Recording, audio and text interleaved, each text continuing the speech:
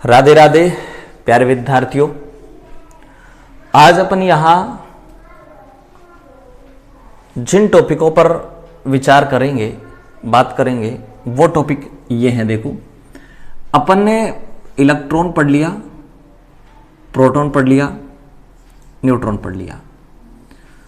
आज अपन इनके opposite particle की बात करेंगे। इलेक्ट्रॉन का अपोजिट पॉजिट्रॉन होता है, प्रोटॉन का अपोजिट एंटी प्रोटॉन होता है और न्यूट्रॉन का अपोजिट एंटी न्यूट्रॉन होता है। उसके बाद अपन बात करेंगे कि इनकी जो खोज है वो किसने की थी। पॉजिट्रॉन एंडरसन नामक वैज्ञानिक ने इसकी खोज की थी, डिस्कवरी की थी। एंटी प्रोटॉन सिग्रे और एंटी न्यूट्रॉन कॉर्क नामक एक वैज्ञानिक था, उसने की थी। ये तो हो गए इनके अपोजिट पार्टिकल और उनकी डिस्कवरी। उसके बाद अपन बात करते हैं इनके चार्ज की।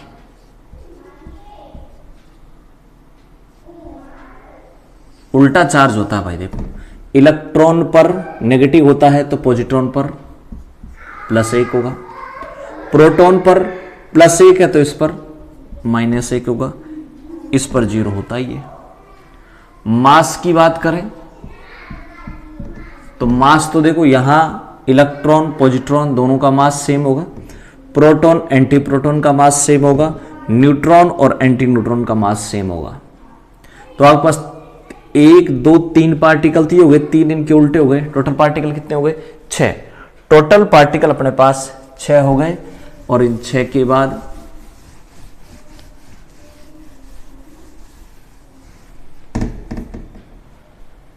अगला पार्टिकल अपन लेते हैं मेसॉन। मेसॉन यूकावा ने इसकी खोज की थी।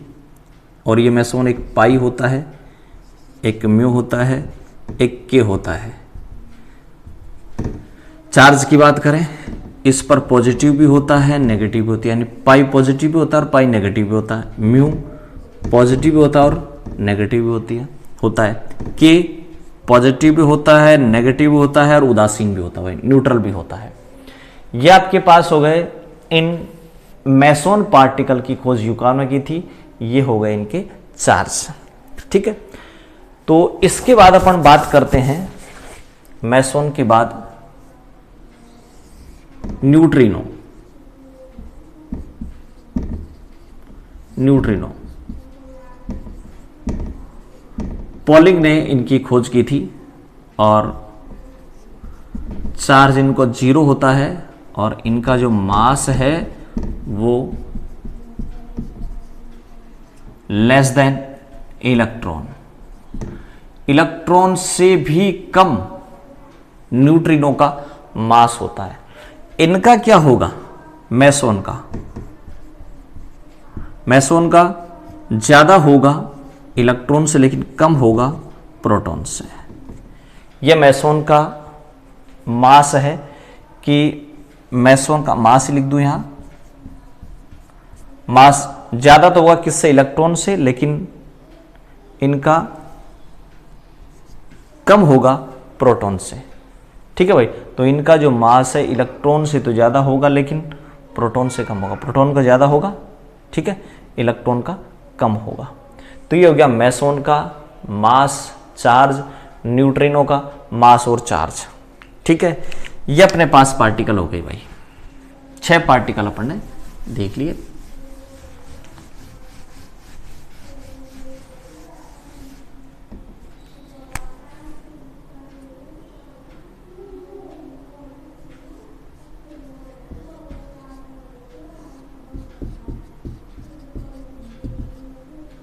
अब अपन बात करते हैं, देखो, डाल्टन की थ्योरी, डाल्टन का सिद्धांत।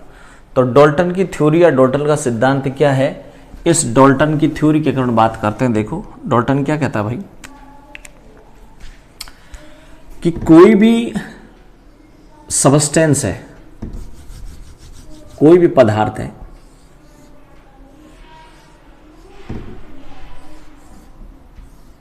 दो पदार्थ बने, दो सबस्टेंस ले लिया।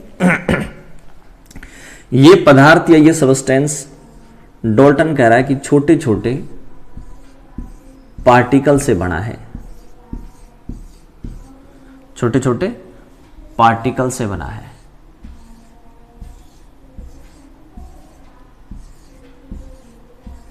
इस प्रकार से, ठीक है भाई, छोटे छोटे पार्टिकल से ये बना है। अब अगर मान लीजिए अपन, डाल्टन की बात चल रही है, डाल्टन ये कह रहा है कि छोटे छोटे पार्टिकल से बना है, और इन्हीं छोटे छोटे पार्टिकल को उसने क्या नाम दिया भाई? एटम या परमाणु नाम दिया। डाल्टन कह रहा है कि प्रत्येक पदार्थ, प्रत्येक सबस्टेंस छोटे छोटे कणों से मिलकर बना है, जिन्हें आप क्या कहेंगे? एटम, परमाणु। और ये जो एटम या परमाणु है, ये एक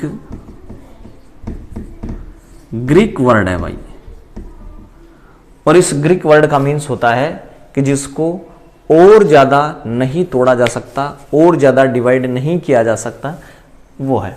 तो एटम का मीन्स डाल्टन कह रहा है कि ये ऐसा पार्टिकल है जिसको और ज्यादा नहीं तोड़ा जा सकता, ऐसा कण है जिसको ज्यादा तोड़ा नहीं जा सकता। ठीक है भाई, तो एटम एक ग्रीक भाषा का शब्द है, और जिसका मतलब है जिसको तोड़ा नहीं जा सकता, डिवाइड नहीं किया जा सकता।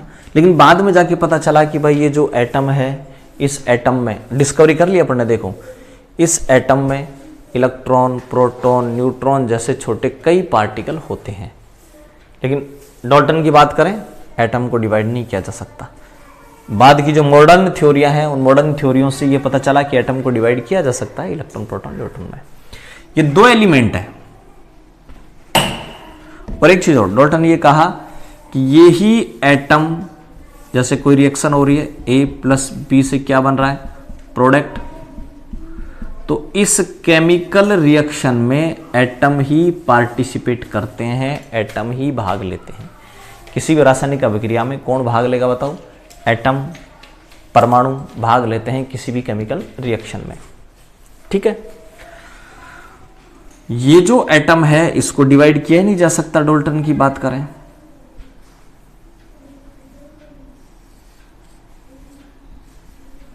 स्वतंत्र अस्तित्व नहीं होता इसका, इंडिपेंडेंट एग्जिस्टेंस एटम का नहीं होता, स्वतंत्र रूप से नहीं पाया जाता। अगर आप डाल्टन की बात माने तो डाल्टन ये कह रहा है एटम स्वतंत्र रूप से नहीं पाया जाता, इंडिपेंडेंट एग्जिस्टेंस इसका नहीं होता है एटम का। पहली बात क्या कर रहा है? प्रत्येक पदार्थ, सबस्टेंस छोटे छोटे पार्टिकल से बना है, जिनको क्या नाम दे दिया बताओ? एटम नाम दे दिया। फिर कह रहा है कि इस एटम को डिवाइड नहीं किया जा सकता। फिर कह रहा है कि ये एटम केमिकल रिएक्शन में भाग लेता है, पार्टिसिपेट करता है। ठीक है भाई। फिर कह रहा है कि ये एटम का स्वतंत्र अस्तित्व नहीं होता, इंडिपेंडेंट एग्जिस्टेंस नहीं होता। ठीक है, और उसके बाद डाल्टन कह रहा है भाई कि एक एलिमेंट ये है, एक एलिमेंट ये है। ठीक है, ये मान लो सपोज एलिमेंट ए है और ये एलिमेंट बी है। दो एलिमेंट है, दो तत्व हैं, जैसे ये सोडियम ले लो, मैग्नीशियम ले लो।